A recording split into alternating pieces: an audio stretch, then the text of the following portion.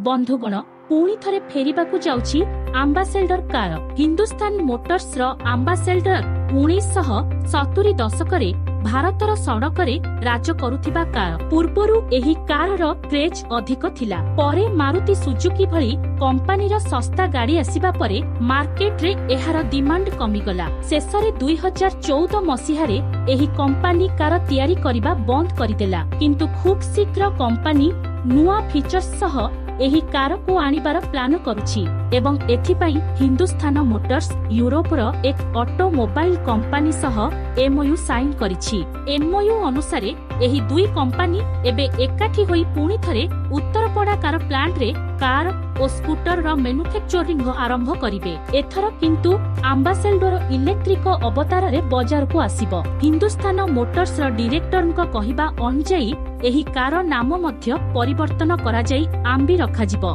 बंधुगण कोन आपण एहा आगरु एही विषय रे जानिथिले कि कमेंट्स रे निश्चित भाबे जणाइबे। आउ एमिति अमेजिंग इन्फॉर्मेटिव वीडियो पई चैनल को सब्सक्राइब करनेबा सहित वीडियो को लाइक एवं शेयर करनियंतु।